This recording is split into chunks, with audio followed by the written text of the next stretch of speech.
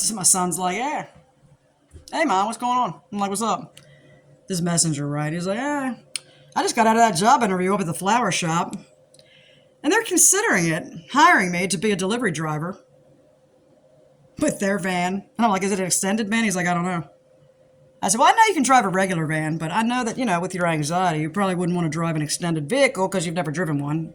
I mean, if it belonged to somebody else, and, this is kind of like a little bit of pressure here, Hundreds of dollars, possibly thousands of dollars worth of flowers in the van. I didn't even mention that part.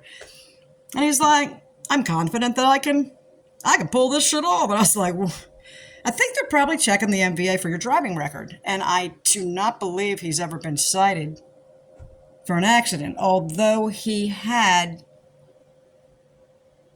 2 accidents in 2 years. And this is as a delivery driver. So he wasn't like he had 2 accidents just driving normal, everyday life.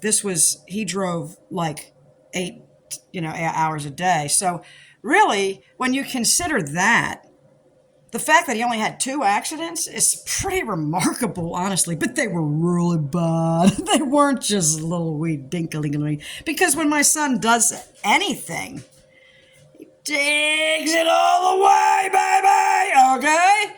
Took out a dude's fence, and he was like, whoa. And I said, you should have...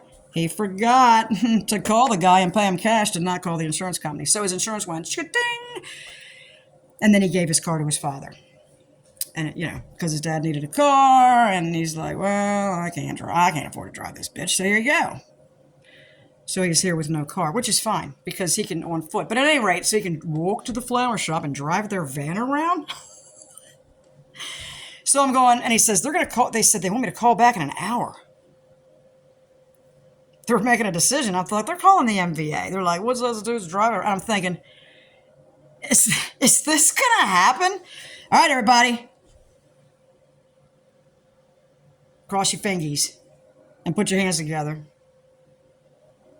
And pray that this goes through, and then I'll get back to you, and then we can put our hands together and applaud if it happens, because I want to just see what happens if a job that he wants and has wanted his whole life, I've always wanted to work in a flower shop, which is really weird, because my daughter, he never said that until a couple of years ago, but my daughter, she said, I think I'd like that too. But my daughter, the mother of my grandchildren, she was talking about flower arranging, and I think she'd be really, really good at it. So my son might be really, really good at it too.